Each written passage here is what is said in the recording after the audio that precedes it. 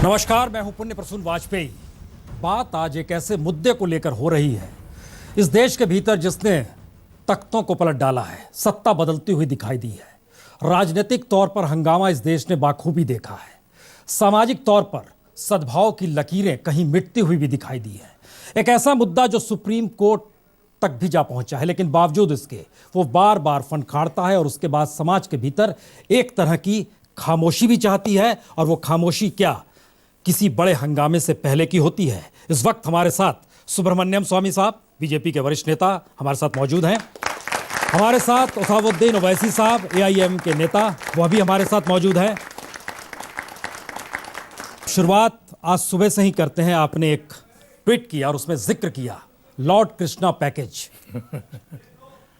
इस पैकेज का मतलब क्या है? मतलब यह है कि जब महाभारत की युद्ध की संभावना थी तब कृष्ण भगवान ने जाकर 5 गांव मांगे थे और दुर्योधन ने अहंकार में इनकार कर दिया और इसका परिणाम बहुत बुरा हुआ। तो ऐसे ही मैं कहता हूँ कि आज जो अनेक मंदिरों को नष्ट किया मुग़लों के राज में, उन सारे मंदिरों को वापस दोबारा निर्माण करने की बात नहीं कर रहे हैं हम, सिर्फ 3 प्रमुख का हम कह रहे हैं और उसको मान लेना चाहिए। और ये हम कहते हैं, इसमें और कोई निष्कर्ष निकालना नहीं है। इतिहास से हमें सीखना चाहिए और एक भाईचारा और सद्भावना के साथ जो हम ये जो कह रहे हैं, मथुरा के कृष्ण मंदिर, अयोध्या के राम मंदिर और काशी विश्वनाथ के शिव मंदिर, इन तीनों के जो जहाँ मस्जिद बने हैं या बने थे उनको उनका छोड़कर दूसरे जगह में मस्जिद बना सकते हैं। और यहाँ 3 जो हैं ये हमारे लिए प्रिय है, इसको वापस कर लें। ओवैसी साहब, वक्त, मौजूदा स्थिति इस दिशा में आवाज़ देती है कि बातचीत हो रही है, या कहा जा रहा है कि सहमति बना लीजिए, या ये कहा जा रहा है कि फैसला यही होगा, आप तय कर लीजिए? सबसे पहली बात तो ये है कि मैं सुब्रमण्यम स्वामी साहब बड़े काबिल आदमी हैं। ये जो है गुस्सा किसी और दाढ़ी वाले का हम दाढ़ी वाले पर निकाल रहे हैं। तीसरी बात यह है कि सुब्रमण्यम स्वामी साहब को पॉलिटिकल पैकेज नहीं दिया जा रहा है, तो अब वो लॉर्ड कृष्णा पैकेज की बात कर रहे हैं। चौथी बात यह है कि 1991 places of religious worship act पास हुआ पार्लियामेंट में, जिसमें यह कहा गया था कि जितने रिलीजियस प्लेसेस 15 अगस्त 1947 को जो हैं वही बरकरार रहेंगे, जिसमें बाबरी मस्जिद और वो राम मंदिर का जगह शामिल नहीं है। काशी और मथुरा का उसमें जिक्र है। कैसे पार्लियामेंट क्या ओवरटेक करेंगे? 5वीं बात यह है कि आरएसएस ने 1966 में यकीनन काशी मथुरा की बात की, 89 में पालनपुर के रेजोल्यूशन में राम मंदिर का जिक्र किया, अचानक 89 में जिक्र किया। बाबरी मस्जिद के डेमोलिशन से अगर किसी को पॉलिटिकल फायदा हुआ तो वो बीजेपी को हुआ, मगर आज जो हिंदुस्तान की जो आवाम है, आज वो पॉलिटिकल इशू नहीं है जिससे बीजेपी को या संघ परिवार को कुछ फायदा होगा। छठी बात यह है कि ये जो मौजूदा गवर्नमेंट है, ये जो अहम मुद्दे जिस पर आवाम ने उनको वोट दिया था, रोजगार के ऊपर, इकोनॉमी के ऊपर, गुर्बत के खात्मे के ऊपर, हमारे बॉर्डर्स की हिफाजत करेंगे, टेररिज्म को रोकेंगे, सब पर ये नाकाम साबित हो रहे। इसीलिए अचानक ये एक आखिरी बाजी खेली जा रही है कि शायद इससे मुल्क में कुछ ऐसी फिजा पैदा की जाए जिसमें नफरतों की दीवारों को फिर से उठाया जाए। मुझे पूरा यकीन है कि हिंदुस्तान की आवाम दोबारा धोखा नहीं खाने वाली है। मैसेज आ रहा है कि आप इस गवर्नमेंट फंस चुकी है, मौजूदा परिस्थिति में आप एक शॉक ऑब्जर्वर का काम कर रहे हैं या डाइवर्ट कर रहे हैं देश के इश्यूज को, क्योंकि फैसला सुप्रीम कोर्ट को देना है। ये कोई सडनली मैंने सोचा है क्योंकि पार्टी दिक्कत में है या सरकार दिक्कत में है, उसके लिए भलाई के लिए कर रहा हूँ, ये सही नहीं है। परंतु एक बात जो इन्होंने कहा, इस पर मैं ज़रूर कहूँगा। उन्होंने कहा कि एक कानून बनी है जिसके हिसाब से कभी मथुरा और काशी का मामला कभी उठाया नहीं जा सकता है। वो कानून में मैं गहराई से पढ़ने के बाद इस निष्कर्ष में पहुंचा हूं कि वो सिर्फ रिलीजियस प्लेसेस के लिए है। और सऊदी अरेबिया में मस्जिद लगभग रोज़ तोड़ते हैं, कतार में तोड़ते हैं, तुर्की में तोड़ते हैं, पाकिस्तान में तोड़ते हैं, कभी शिफ्ट कर देते हैं। और जब मैंने उनसे पूछा सऊदी अरेबियन एक मंत्री से, उन्होंने कहा कि हम मस्जिद एक नमाज़ पढ़ने का स्थल मानते हैं और उसको हटाया जा सकता है और यदि आवश्यक पड़े तो तोड़ा भी जा सकता है। और जहाँ तक कि जहाँ पैगंबर मोहम्मद ने नमाज़ पढ़ी उसको भी तोड़ दिया था महल बनाने के लिए। तो इसीलिए मैं मस्जिद को रिलीजियस प्लेस नहीं मानता हूँ। ये तो कोर्ट की अंतिम अधिकार है। ये सिर्फ नमाज़ पढ़ने का जगह है। हमारे लिए तो रामचंद्र जी का मंदिर पहले था, ये सिद्ध हो गई है। और रामचंद्र जी के मंदिर को तोड़कर मस्जिद बना, ये भी सिद्ध हो गई इलाहाबाद हाई कोर्ट में। अब सिर्फ सुन्नी वाक़फ़ बोर्ड कहती है ये हमारी प्रॉपर्टी है और सालों से है, इसीलिए एडवर्स पोजेशन में हमारी होती है। वो सुप्रीम कोर्ट में उसकी बहस होगी, हम निश्चित जीतेंगे उसमें। और इसीलिए वो कानून लागू नहीं हो सकती। और मैं समझता हूँ कि मुसलमान भी और उनके नेता विशेष तौर पर, मुसलमान तो तैयार है परंतु नेता कभी उनको छोड़ते नहीं हैं। मैं कहता हूं कि एक भाईचारा पैदा करने के लिए 40,000 मंदिरों को तोड़ा गया। मैं कहता हूं सिर्फ 3 छोड़ दो। अब उसमें छोड़ने में क्या प्रॉब्लम है? दूसरी जगह मस्जिद बना सकते हैं। नहीं, ये डाटा सरयू नदी के। तो आप कल से मुझे जवाब दीजिए। अच्छा, जवाब पहले दीजिए। मैं स्वामी साहब से कहना चाह रहा हूं कि 40,000 मस्जिदों को तोड़ दिए। अब हम मंदिरों तोड़े, ठीक है। हम जा रहे हैं कितने साल पहले सर? 5,000 साल पहले? नहीं, 5,000 2000 साल पहले। बुद्धिज्म 2000 भी नहीं। अब बुद्धिज्म का खात्मा किसने किया? उसका हिसाब कौन देगा? बुद्धिज्म का खात्मा किसने किया? उसका हिसाब। अगर आप मिडिल एजेस में जाना चाह रहे हैं तो ये काम ये करते हैं कि हम लोग 4,000 साल पहले चले जाते हैं। हम तीनों बैठ के फैसला करेंगे कि 4,000 साल से क्या हो रहा है अब तक। हिंदुस्तान का पार्लियामेंट जो कानून पास करता है, हर हिंदुस्तानी को उसको मानना पड़ेगा। हिंदुस्तान के पार्लियामेंट ने प्लेस ऑफ रिलीजियस एक्ट पास किया जिसमें जिक्र है काशी और मथुरा का। तीसरी बात, सऊदी अरब से मुझे क्या करना है? मैं हिंदुस्तान का बाइज्जत शहरी हूं, मुझे इस मुल्क से मतलब है, मुझे सऊदी अरब से क्या लेना देना है? 5 और आप कहते हैं कि रसूलुल्लाह सल्लल्लाहु अलैहि वसल्लम का घर तोड़ा गया, नहीं तोड़ा गया, आज भी घर बाकी है। आप गूगल पर जाइए, काबतुल्लाह में जो जगह है वो आज भी है। मगर ये मिसाल कहां देंगे आप हिंदुस्तान की मिसाल दीजिए। स्वामी साहब, एक मिनट, इस चीज़ को थोड़ा मौजूदा राजनीति के आईने में देखना इसलिए जरूरी है क्योंकि मौजूदा वक्त में देश के प्रधानमंत्री स्वयंसेवक भी हैं। और जब उन सोमनाथ से यात्रा शुरू हुई थी अयोध्या तक की, जो लालकृष्ण आडवाणी निकाली थी, उसकी शुरुआत करने भी खुद नरेंद्र मोदी साहब पहुंचे थे। वो प्रधानमंत्री होकर जिन चीज़ों को नहीं समझ पा रहे हैं उसको आप समझ रहे हैं। इंप्लीमेंट पार्लियामेंट के जरिए होना है, पार्लियामेंट में खामोशी बरती जा रही है। सुप्रीम कोर्ट ने अभी कोई बेंच नहीं बनाई है। आप उससे पहले समाज के भीतर एक तरह से खलबली पैदा कर रहे हैं। 2000 लोग मरे थे अयोध्या आंदोलन के दौर में, सरकारी आंकड़ा है। क्या चाहते हैं आखिर?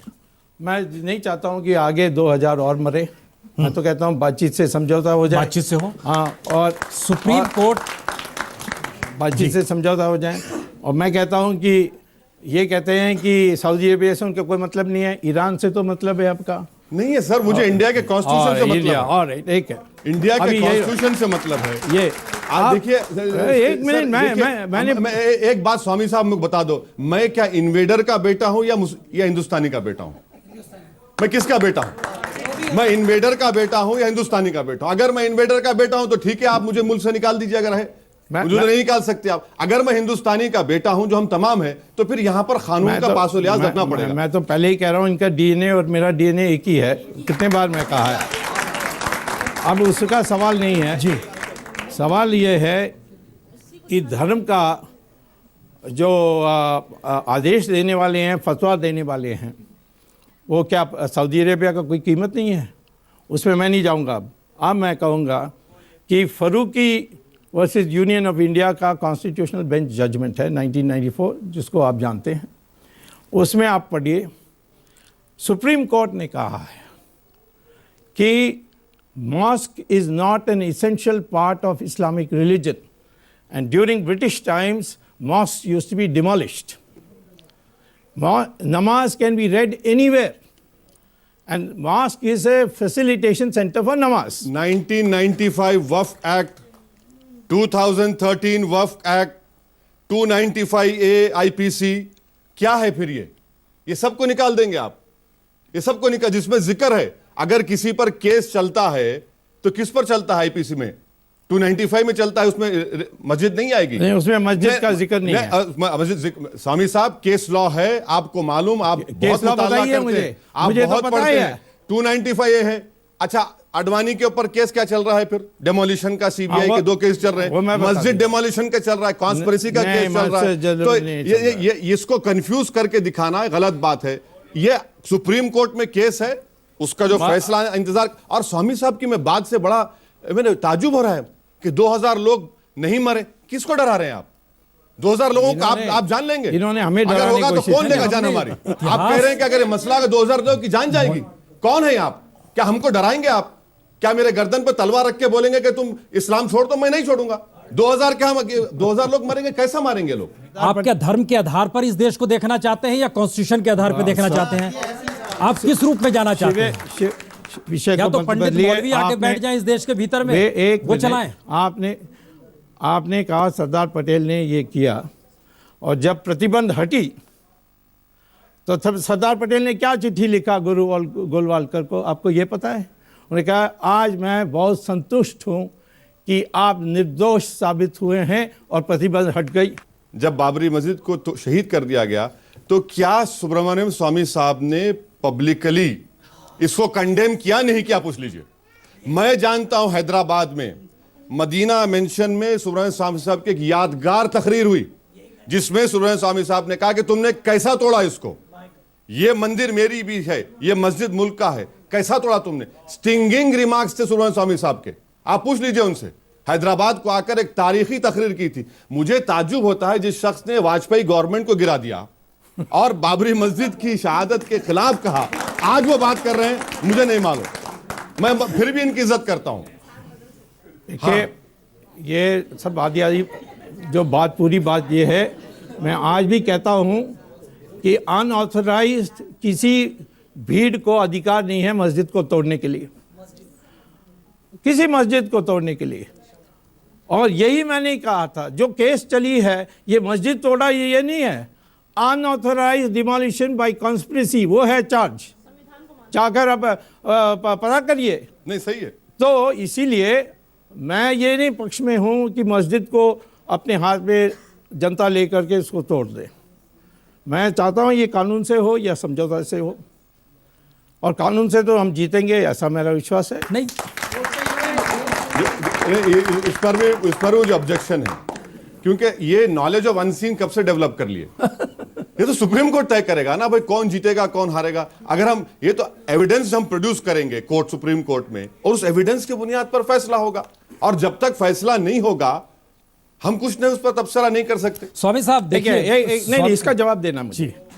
जब 2G का चल रहा था, मैंने पहले अनाउंस किया कि हम जीतेंगे इसको और राजा जेल जाएगा, और सही बात निकली।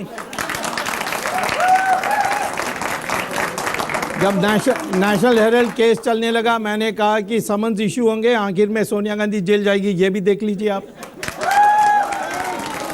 तो ये कौन सा प्रतिबंध है कि सुप्रीम कोर्ट क्या फैसला करेगी, मुझे बोलने का अधिकार नहीं है। आप ये बोलने की हिम्मत क्यों नहीं देते हैं कि अगर ये सरकार मंदिर नहीं बनाएगी तो इस सरकार को जाना होगा, मोदी गवर्नमेंट को जाना होगा?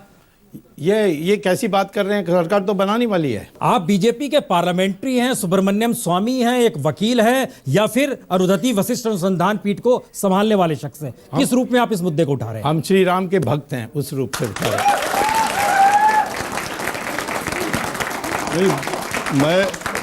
मैं तो एक तरह से स्वामी साहब ने अपनी दिल की बात जुबान पे ला ही ली, और अच्छा किया कि बीजेपी का ऑफिशियल जो पोजीशन है मुल्क के सामने रख दिया कि आज इनको रोज़गार, गुर्बत, इकोनॉमी, जो घुसपैठी घुस रहे हैं पठानकोट में, इस पर कोई मतलब नहीं है। इनको सिर्फ मतलब है राम मंदिर से। मैं शुक्रिया अदा करता हूँ। वो जो हिंदुस्तान की आवाम एक उम्मीद रखकर मोदी को वोट डाली थी, आज स्वामी साहब ने अपने इस बयान से उन तमाम उम्मीदों को चुकनाचूर कर दिया। बहुत अच्छा है। मगर सुप्रीम कोर्ट के फैसले से पहले यह कहना कि हम जीत जाएंगे, मुसलमानों को बातचीत कर लेना चाहिए, कॉम्प्रोमाइज करना चाहिए। स्टेटेड पोजीशन यह है पर्सनल लॉ बोर्ड का कि सुप्रीम कोर्ट का जो फैसला आएगा वो हमारे लिए काबिल कबूल होगा। सुप्रीम कोर्ट, आपने सही कहा, टाइटल डिस्प्यूट है। इलाहाबाद हाई कोर्ट ने गलती करके उसको पार्टनरशिप में सूट में कन्वर्ट कर दिया। एविडेंस के ऊपर सुप्रीम कोर्ट फैसला करेगा और हमारे मुल्क में एपेक्स कोर्ट से बढ़ के नहीं है। मगर बार बार मिस्टर स्वामी का यह कहना इस बात को बताता है कि मोदी हुकूमत इन तमाम मुद्दों को भूल चुकी है। अब उनमें वो कैपेसिटी नहीं है, इसीलिए इसी को लेकर आगे बढ़ रहे हैं। अब मुल्क के सामने यही रख रहे हैं कि भाई अब आप रोजगार को भूल जाइए, 15 लाख को भूल जाइए, सबको भूल जाइए, अब मंदिर की बात करेंगे हम बस। मैं स्वामी साहब से एक रिक्वेस्ट करूंगा कि भाई गवर्नमेंट आपकी है, आप पार्लियामेंट्री पार्टी के सीनियर मेंबर हैं, मैं इनसे रिक्वेस्ट करूंगा कि कल ही मोदी के पास जाकर कहें कि गवर्नमेंट ऑफ इंडिया एक रिप्लाई फाइल करे कि डे टू डे हियरिंग कराइए सुप्रीम कोर्ट में। चलिए ये कर लीजिए आप, इस मसले का डे टू डे हियरिंग करवा दीजिए सुप्रीम कोर्ट में। डे टू डे हियरिंग होगी और जल्द से जल्द फैसला आ जाएगा मुल्क के सामने। और आप ये काम स्वामी साहब को करना पड़ेगा। ये सेमिनार क्यों करते हैं? वो जाकर मोदी से एक बार मुलाकात कर ले, नाराज जरूर हैं, एक बार मुलाकात करके कहें कि भाई आप डे टू डे हियरिंग कराइए, डे टू डे हियरिंग करवा दीजिए, मामला सब दूध का दूध पानी का पानी हो जाएगा। ये जो इनकी सुझाव है ये मान्य है, मैं करूंगा, कल ही करूंगा। बिल्कुल आप बिल्कुल जाइए, बिल्कुल हम भी तैयार, हम भी चाहते हैं कि हियरिंग और आपके लोग विरोध नहीं करना चाहिए। बिल्कुल नहीं, आप हियरिंग करवा दीजिए ना। हाँ भाई, day to day government day to day hearing के लिए मैं जरूर पहल करूंगा और चीफ जस्टिस के सामने जाकर मेंशन भी करूंगा कि ये ओवैसी साहब सारे बिल्कुल कहिए, हो सके तो सीडी लेके दिखा भी दीजिए। हाँ, जहाँ तक ये सवाल है सुप्रीम कोर्ट में क्या बहस होगी, एसएलपी में गए हैं, स्पेशल लीव पिटिशन, उसके माने सिर्फ कानूनी पॉइंट्स देखेंगे। तथ्य जो 3 जज बेंच ने इलाहाबाद हाई कोर्ट में तय कर लिया, वो तथ्य को अब उसको एडिशनल तथ्य नहीं रख सकते। सिर्फ ये कानूनी तौर पर उन्होंने सही फैसला किया कि नहीं, यही देखेंगे। और वो फैसला हुआ है कि जो सेंट्रल डोम है ये रामलाला का है और एक अखाड़ा के लिए उन्होंने दूसरे डोम को रखा और कहा है कि अच्छा होगा, ये उनका ऑर्डर में नहीं है, ये ऑब्जर्वेशन है, अच्छा होगा कि बगल में एक मस्जिद भी बन जाए। मैं कहता हूँ सरयू नदी के उस पार मस्जिद बन सकता है, उसके लिए हम भी मदद कर देंगे और सारे हिंदू समाज भी मदद कर देगा। अब इनको क्या तकलीफ होगी यदि एक मस्जिद जहाँ अयोध्या में राम मंदिर की रामलाला की है, उसके जगह में बगल में सरयू नदी के पार एक मस्जिद बनाने में इनकी क्या तकलीफ है? दूसरे देशों में करते हैं जहाँ वो भी मुसलमान हैं, ये नहीं कह सकते सऊदी अरेबियन मुसलमान नहीं है, इनका अलग नियम नहीं है, उनका अलग कुरान नहीं है, इनका अलग शरिया नहीं है। बड़ा साफ है, मामले को तेजी से निपटाया जाए। देखिए उत्तर प्रदेश में एक मंत्री ने कह दिया मुस्लिमों के बीच जाकर कि फटाफट मंदिर बनवाइए ना, इससे विश्व हिंदू परिषद और संघ का हिस्सा चला। देश में समाजवादी और बीजेपी में जुगलबंदी है, नूरा कुश्ती चल रही है, ये खुल्लम खुला मिलके चल रही है। और सवाल ये पैदा होता है कि यहां पर बाबरी मस्जिद से ज्यादा मसला हिंदुस्तान में रूल ऑफ लॉ का है। क्या हम रूल ऑफ लॉ को अलाउ करेंगे, खत्म कर देंगे, या रूल ऑफ लॉ को बरकरार रखेंगे? सारी दुनिया के सामने मॉब ने जाकर मस्जिद को तोड़ दिया, क्या वो रूल ऑफ लॉ को हम इंप्लीमेंट करेंगे? और साथ ही साथ स्वामी साहब ये क्यों नहीं कहते कि जो जिन्होंने वो जिनकी मौजूदगी में बाबरी मस्जिद को शहीद किया गया, आज वो गंगा की सफाई कर रहे हैं। भाई मेरे, वो गंगा की सफाई के मिनिस्टर बन चुके हैं। इस मुल्क में सबसे बड़ी नाइंसाफी और क्या हो सकती है? जिनकी सोच और फिक्र में यह है कि आपके सामने, सारी दुनिया के सामने हिंदुस्तान की जमहूरियत का मजाक उड़ाया गया, सुप्रीम कोर्ट में जो वादा किया गया था उसकी खिलाफ वर्जी की गई, और हम बात कर रहे हैं कि नदी के किनारे। नहीं, नदी के किनारे क्यों? अगर हम जीतते हैं तो हम बनाएंगे, अगर हम नहीं जीतते तो आप जो चाहे कर लीजिए, बात खत्म हो जाएगी। हिंदू धर्म इजाजत देता है इसकी? मंत्री को लेकर जो जिक्र किया इन्होंने जो 20 साल 25 साल पहले हुआ उसकी जिक्र कर रहे हैं। मैं 500 साल पहले औरंगज़ेब ने क्या किया, या गोरी ने क्या किया, गजनी ने क्या किया, इसमें मैं जाऊंगा तो बहुत क्या अच्छा होगा? है। नहीं, बुद्धिज्म को किसने खत्म किया उस पर अरे भी बहस वो हो आप जाए। बुद्धिज्म नहीं, के लिए बुद्धिज्म को भी उससे मत बात होनी बोलिए। चाहिए ना। आप स्वामी बुद्धिज्म साहब, बुद्धिज्म को किसने खत्म किया उस पर भी बात होनी हमारे चाहिए। रिश्ते नहीं, बुद्धिज्म लेकिन से 20 बहुत अच्छा बरस है। के लोग तो मंत्री हैं ना। अभी इस बात का जिक्र हो रहा है कि क्या ये 20 बरस पहले बुद्धिज्म जो लोग हिंदुस्तान थे में वो civilization मौजूदा का वक्त बहुत में बड़ा सर हिस्सा था। मंत्री हैं। नहीं, पर कोर्ट केस तो चल रही है ना। आप कोर्ट केस उधर देखते हैं लेकिन इधर कोर्ट केस इधर नहीं कहा देखते मैंने हैं। कहा नहीं, आप देखिए ये ये नहीं कह रहे हैं कि सुप्रीम ये आज कोर्ट तक में ये की बुरी मामला है। आदत है। मैंने कभी नहीं कहा कोर्ट केस में, मैंने कहा वहां जीतने वाला हूं, परंतु मैं कहता हूं कि क्यों हारने वाले दोनों मिलकर के फैसला करके कोर्ट को बता देते हैं।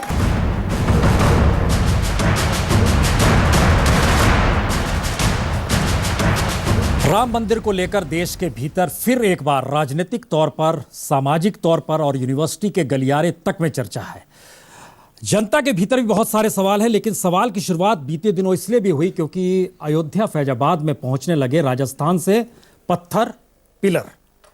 उसके बाद पूजा पाठ और इन सब के बीच हंगामा। सुब्रमण्यम स्वामी साहब भी साथ हैं और ओवैसी साहब भी साथ हैं। सवाल कई हैं। जी, आप क्या पूछना चाहती हैं? आपने कहा कि सरकार के पास केवल एक ही मुद्दा रह गया है। क्या जब आप एक विषय पर सोचते हैं तो क्या दूसरे विषय पर विचार नहीं कर पाते हैं? भारत सरकार यही कर रही है। विभिन्न विषयों पर वो अपना काम कर रही है। विभिन्न डिपार्टमेंट, विभिन्न विभाग जो है उसके, वो अपना काम कर रहे हैं। दूसरी बात आपने ये कही, राम मंदिर को लेकर आप अपने सवाल सीधा ही पूछे ना, कहाँ इधर उधर की बात कर रहे हैं? राम मंदिर के लिए तो मैं यही कहना चाहूंगी, लेकिन मैं अपनी दूसरी बात को पूरा कर लेना चाहती हूँ। मैं ये पूछना चाहती हूँ, आप भी जानते हैं, हम भी किससे पूछ जानते हैं, रहे हैं? मौका मैं मेरे से पूछ रहे हैं, मुझसे ओवैसी जी से मैं पूछ उनसे रहे हैं। ही- हाँ, सीधा सवाल मुझसे ही सवाल होता है। हाँ। मैं उन्हीं से पूछना चाहती हूँ। आप भी जानते हैं और हम सभी जानते हैं, भीड़ का कोई एक माइंडसेट नहीं होता है। कुछ उसके लिए हम एक उसका कोई नेतृत्व नहीं होता है। तब आप कैसे कहते हैं कि उसका नेतृत्व था वहां पर? आप कैसे किसी एक पर या दो लोगों पर ब्लेम करते हैं? नहीं, अदालत ने तीसरी कहा, बात- अदालत ने कहा है। आपका क्या सवाल है? एक मिनट, बहुत सारे लोग, सबका सवाल है। आपका क्या सवाल है? एक मिनट। मैं ये पूछना चाहता हूँ, स्वामी जी कह रहे थे कि मस्जिद इधर बना लो, उधर बना लो। भाई मस्जिद तो जगह खरीद करके बनाई जाती है, और इस मतलब जो दान में देता है, जैसे मुसलमान कोई देता है कि अपनी जगह देता है। हमारी मस्जिद में कोई पैसा नहीं लगता किसी हिंदू का, ना क्यों नाजायज़ पैसा लगता है। मंदिर मैंने देखे हैं कि वहाँ रोड पे बना देते हैं बीच में। भाई मंदिर आप बना लो, वहाँ से हट के क्या नुकसान है उस चीज़ ओके, बैठिए। नहीं तो नहीं उसमें बैठ जाइए। कहीं बना अब लेते एक एक जवाब लेते चलते उस चीज़ हैं। को। एक मिनट बैठ जाइए। नहीं उसमें क्या हो गया? मैं आपसे ये कहता हूँ कि हम कोई ये कह रहे हैं हिंदू का कोई ज़रूरत नहीं है। मैं मानता हूँ हिंदू कोई नहीं देने वाला है, सरकार दे सकती है। सरकार तो आपकी है। आप हज के लिए पैसा लेते हैं सरकार से, तो इसमें क्यों ले सकते? वहाँ दुनिया भर में हज के लिए कोई सरकार देती नहीं है, मुसलमान की सरकार नहीं देती है, परंतु हिंदुस्तान में हम हज के लिए सब्सिडी देते हैं। सब्सिडी के ताल्लुक से जो bilateral agreement Saudi Arabian government से है, उसकी बिना पर इसको दिया जा रहा है। मैंने पार्लियामेंट में अब तक 6 मरतबा कहा है सब्सिडी निकाल दीजिए। हाँ, 600 करोड़ रुपए निकालकर मुसलमान की जो बच्चियां जो पढ़ नहीं रही उनको दे दीजिए, सब्सिडी निकाल दीजिए। हम फिर भी हज करने जाएंगे। देखिए, हमको सब्सिडी की जरूरत नहीं हज करने जाने के लिए, निकाल दीजिए सब्सिडी। बल्कि आप एक लेटर लिखिए प्राइम मिनिस्टर को कि ओवैसी ने कहा सब्सिडी निकाल दीजिए सब्सिडी, और 600 करोड़ रुपए हमारे तालीम में दे दीजिए। ओवैसी जी से प्रश्न कर रहा हूं, जैसा कि उन्होंने अभी कहा कि मस्जिद एक जो है कहीं पर भी बनाई जा सकती है, लेकिन रामलला का जहाँ जन्म हुआ है मंदिर वहीं बनाएंगे, ये नारा भी था पीछे। और सच भी है कि आप उदारवादी हैं। जनता को देखते हुए क्यों नहीं आप आपस में फैसला करते और ज़्यादा अच्छा रहेगा। मैं जवाब दूं? एक हमको लगता है जवाब ले लें इसका, जवाब दीजिए। नहीं, देखिए, आ रहे हैं। देखिए, कोर्ट में जब मसला कोर्ट में जाता है तो मुसलमानों के सोच क्या है, हिंदू की सोच क्या है, ईसाई की सोच क्या है, नहीं होगा। कोर्ट में फैसला होगा कानून के मुताबिक। आस्था के ऊपर फैसला नहीं देती कोर्ट। यह बात याद रखिए आप, नहीं होता है। स्वामी जी, सुब्रमण्यम जी, हमको लगता है कि आपको भी इस पे जवाब देना चाहिए। मैं दे रहा हूं। क्योंकि देखिए, एक बात दिमाग में रखिए, हिंदुस्तान को इकोनॉमिक पावर बनाने की दिशा में प्राइम मिनिस्टर मोदी काम कर रहे हैं। वो कहते हैं कि इंटरनेशनली हम इकोनॉमिक पावर बना देंगे। जी। झटके में ये बात आती है कि हिंदुस्तान क्या हिंदू स्टेट है या मैनी रिलीजन को इक्वली वो मानता है? जहन में क्या है आपकी? अगर ये और साफ होगा तो मेरे ख्याल से संवाद और अच्छा होगा। इसमें कोई बात ऐसी आप ऐसे ही इसको एक षड्यंत्र के रूप में देख रहे हो। नहीं षड्यंत्र नहीं, लेकिन मैं सवाल बता रहा उठ है ना। हूँ, मेरे पार्टी में कोई मुझे नहीं कहता है कि देखिए अभी ये हम लोग गवर्नेंस में इतना बिजी हैं, इसमें मत पड़िए। ये कोई नहीं कहता, सब मेरी सराहना करते हैं, जय जयकार करते हैं, टेलीविजन में हमें आकर मेरे समर्थन करते हैं। ये सब डरते हैं स्वामी साहब से कि कहाँ कोर्ट चले जाएंगे ये। नहीं, मैं एक चीज़ कहता हूँ इनको, और गंभीरता से मैं कह रहा हूँ, जहाँ भी हमारे देश में मुसलमान मेजॉरिटी में है वहाँ मंदिर तोड़े जाते हैं, जैसे कश्मीर की घाटी में 5 लाख कश्मीरी पंडितों को भगा दिया वहाँ से, आज भी वहाँ मंदिरों को तोड़ रहे हैं। स्वामी साहब और एक मिनट, केरल में मल्लापुरम में भी मंदिरों को तोड़े जा रहे हैं। अच्छा, आपको चाहिए तो मेरे साथ चलिए, मैं दिखा देता हूँ आपको। नहीं स्वामी साहब, आपकी बात बिल्कुल सही होगी। थोड़ी देर के लिए मैं सच्चाई मानता हूँ, थोड़ी देर के लिए आपके सामने मैं बात कर रहा हूँ कि कश्मीर में आपकी गवर्नमेंट है, हाँ, आपके सपोर्ट से गवर्नमेंट है जी। आप क्यों नहीं ले जाते पंडितों को वापस? अरे आपको गवर्नमेंट आपकी है, यहां भी गवर्नमेंट आपकी, वहां भी गवर्नमेंट आपकी, क्यों नहीं ले जाते आप? आपने अब तक क्या किया बताइए? 18 महीने हो गए मोदी सरकार बनकर, कितने पंडित गए कश्मीर को, कितने पंडित गए कश्मीर को, हमको बताइए। या आप देखिए स्वामी साहब, आप अपोजिशन मोड से निकल जाइए, अब आप रूलिंग पार्टी में हैं, अब आप रूलिंग पार्टी में हैं। मैं आपसे कहता हूं कि मेरी एक बात मान लीजिए, जिससे जो कश्मीरी पंडित हैं उनको तसल्ली हो जाएगी। आर्टिकल 370 को हटाने के लिए भी साथ दे दीजिए और तुरंत हम इन कश्मीरी पंडितों को ले जाएंगे। प्रसून जी हैरत की बात यह है कि आप महबूबा मुफ्ती सईद से, मरहूम मुफ्ती सईद से अलायंस करते, वो कहते हैं कि नहीं होगा, और आप अपने जब इलेक्शन होता है इलेक्शन के बाद 370 का जिक्र ही नहीं होता। अरे आप यूज करते, पॉलिटिकल पावर के लिए आपने राम का नाम का इस्तेमाल किया, पॉलिटिकल पावर के लिए 370 का इस्तेमाल किया, पॉलिटिकल पावर के लिए यूनिफॉर्म सिविल कोड की बात करते। अरे एक मर्तबा कभी इन गरीबों की बात कर लो आप, कभी हिंदुस्तान के मुस्तकबिल की बात कर लो आप। ये कब तक यही टकराव की पॉलिसी, इस प्रोग्राम का नाम टक्कर है, यही टकराव की पॉलिसी है कि 370, राम मंदिर, यूनिफॉर्म सिविल कोड, क्या रोजगार नहीं है? क्या हमारी इकोनॉमी को रिवाइव करना नहीं है? यकीनन मिस्टर स्वामी बेहतरीन इकोनॉमिस्ट हैं, मगर क्यों नहीं लिखते वो आर्टिकल इसके ऊपर कि हमारी इकोनॉमी का क्या हाल हो चुका है? मुझे जवाब दे दीजिए। आप पोल कर लीजिए, गरीब से गरीब हिंदू इस देश में राम मंदिर अयोध्या में बनाने चाहता है, भले उसको गरीबी है, उसको पेट भरा नहीं है, परंतु वो राम में इतना आस्था है हमारे देश में, वो कहता है कि मंदिर बनना चाहिए। सर यही बात आ रही है कि सरकार भी तो आप ही की है, यहाँ भी सरकार आपकी है, धारा 370 हटाना है तो वहाँ भी सरकार आपकी है। ये कंट्रडिक्शन है ना सर? ये कोई कंट्रडिक्शन नहीं है। इन्होंने मुझे कहा था, तब मैंने कहा था कश्मीरी पंडित का, तो उन्होंने कहा आप क्यों नहीं वापस ले जा, 100% हम उनको वापस ले जाएंगे। उसके लिए जो कश्मीरी पंडितों के दिमाग में जो भय है उसको दूर करने के लिए क्या रास्ता है ये हम सोच रहे हैं। वो हमसे कहते हैं कि एक रास्ता है कि आर्टिकल 370 हटा दो, हम चले जाएंगे। आपकी सहमति है कि मौजूदा वक्त में पीडीपी मान जाएगी 370 को खत्म करने को लेकर? कौन मान जाएगी? पीडीपी, जिसकी पीडीपी का कोई इसमें हिस्सेदार नहीं है। नहीं। ये तो कॉन्स्टिट्यूशन में है और राष्ट्रपति को विज्ञप्ति जारी करनी है और ये खत्म हो जाएगी। इसमें कश्मीर के लेजिस्लेटिव असेंबली का कोई रूल नहीं हो सकता। ये आप कहते हैं, मैं कहता हूं नहीं हो सकता। आपको लगता है इस देश में हर बच्चे के जहन में अगर राम मंदिर है तो मोदी गवर्नमेंट मान जाएगी?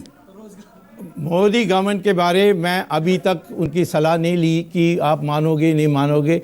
जब वक्त आएगा मैं पूछूंगा क्या करने वाले हैं, क्योंकि उनका एडिशनल सॉलिसिटर जनरल कोर्ट में आएगा, तब वो क्या स्टैंड लेंगे उसके लिए मैं पूछूंगा।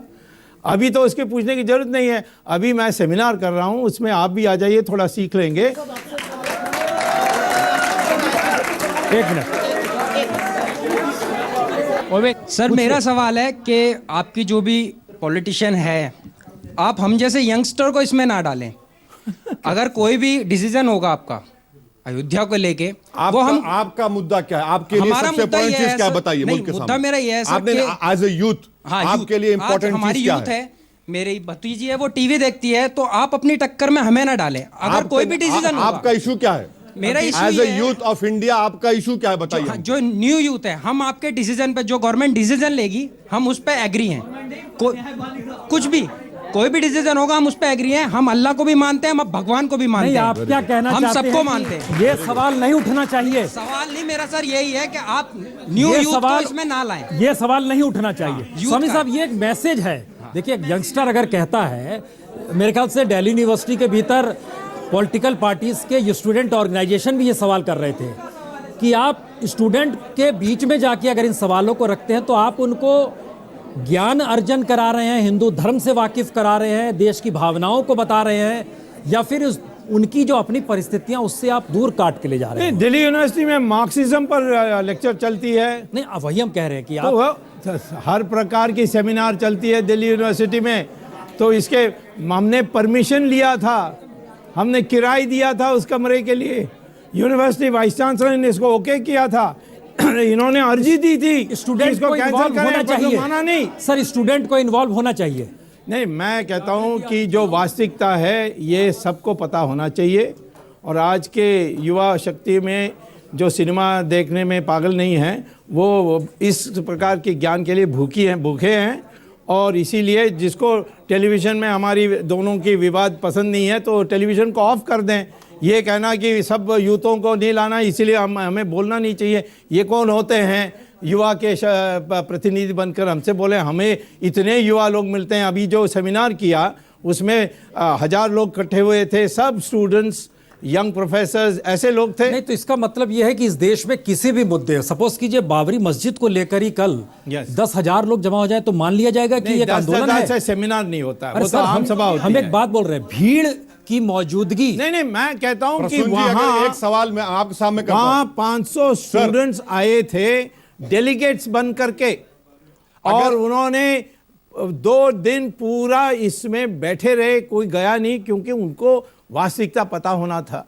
और वो हमने अनेक आर्कियोलॉजिकल सेशन हुआ, लीगल सेशन हुआ, फिर इसमें हिस्ट्री का सेशन हुआ, सारी चीज़ों को उनको जानकारी दी। सारी इतनी अप्रिसिएशन हुई है कि तुरंत देश भर में से मुझे इनविटेशन आया है कि ऐसा सहमति सेमिनार बनाने के करिए। लिए आपने ओवैसी साहब को इनवाइट क्यों नहीं किया वहां पर?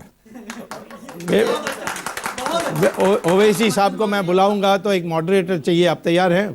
नहीं, हम तो मॉडरेटर के लिए हाँ, तैयार हैं, ठीक है। लेकिन दूसरे पक्ष के लोगों को भी बुलाइए, एक सेमिनार इस रूप में कीजिए। उनको बुलाएंगे तो मेरे जो ऑडियंस होगी वो दूसरे प्रकार होगी। वो इंडिया इंटरनेशनल सेंटर में हम ऐसे डिबेट कर सकते हैं, हम उसके लिए तैयार हैं। हमारी तो इनसे कोई दुश्मनी नहीं है। देखिए, हम तो इनको अच्छी तरह जानते हैं, इनके पिताजी को और भी अच्छी तरह जानते थे। एक सर एक मिनट हाँ, पूछिए, एक मिनट जवाब देने दीजिए। 1 मिनट।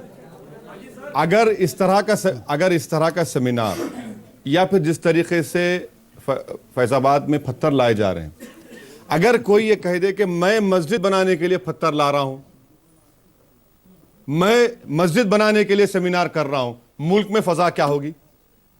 मुल्क में फजा क्या होगी बताइए। अब आप फैसला कर लीजिए कि एग्रेसर कौन है, इमोशनल कौन कर रहा है, और जो अहम मुद्दे मुल्क के सामने, बुनियादी मसले, उससे तवज्जो हटाने की कोशिश कौन कर रहा है। मैं कह रहा हूं कि भैया सुप्रीम कोर्ट में होगा। अगर मैं एक सेमिनार करूंगा, चाहे उस स्वामी साहब जैसा बोले 800 लोग आएंगे, मस्जिद बनाएंगे हम वहां पर। मैं अगर 1-2 लॉरी हैदराबाद से निकालूंगा कि भाई ये मस्जिद बनाने का पत्थर जा रहा है, क्या हाल होगा उन लॉरियों का? मुल्क में क्या हाल हो जाएगा? वैसी साहब, देश के यही तो हम भीतर बात बता रहे हैं कि देखिए, वैसी साहब, इसका जवाब क्या है कि इस देश के भीतर, हर जनता के भीतर एक सवाल है कि मंदिर का मुद्दा आज से नहीं हो, लगातार उठ रहा है। वीएचपी ने तो 80 के दशक में ही हिस्से में 49 में वहां पर मूर्ति रखी गई थी, कौन नहीं जानता है। इसका मतलब है कि इस पर कुछ फैसला होना चाहिए। फैसला सुप्रीम कोर्ट में होगा, मगर जो रूलिंग पार्टी, देखिए एक मिनट, स्वामी साहब का ताल्लुक रूलिंग पार्टी से है। रूलिंग पार्टी की प्रायोरिटी क्या होनी चाहिए? अगर मिस्टर स्वामी फाइनेंस मिनिस्टर होते तो क्या वो राम मंदिर की बात करते, इकोनॉमिक रिवाइवल की बात करते? अगर मिस्टर स्वामी फाइनेंस मिनिस्टर होते तो स्टॉक एक्सचेंज को इंप्रूव करते या फिर राम मंदिर की बात करते? अगर मिस्टर स्वामी को फाइनेंस मिनिस्टर बना देते तो इस मुल्क में वो सुसाइड्स की कमी की बात करते या राम मंदिर की बात करते? प्रायोरिटी, इस गवर्नमेंट की प्रायोरिटी क्या है, हम जानना चाह रहे हैं। इस गवर्नमेंट की गवर्नेंस को कहां भूल गए लोग? गवर्नेंस के नाम पर तोड़ दिया हिंदुस्तान के अवाम ने आपको। क्या ये गवर्नेंस है? स्वामी जी, 2G और हेराल्ड तो ठीक था, लेकिन जब आप मंदिर का जिक्र कर रहे हैं तो कतार जो है आपकी साक्षी महाराज की, अवैधनाथ की, वो तो आपकी साध्वी, आरोप है। हम कर, आप मैसेज समझ रहे हैं इस देश की पॉलिटिक्स का, आपके लिए मैसेज क्या हो रहा है? हम जो जिनके माध्यम से, जिनके बीच में बोल रहे हैं, वो सब प्रोफेसर्स हैं, एडवोकेट्स हैं, स्टूडेंट्स हैं जो पीएचडी कर रहे हैं। ऐसे लोगों का हम कोई आम सभा नहीं कर रहे हैं।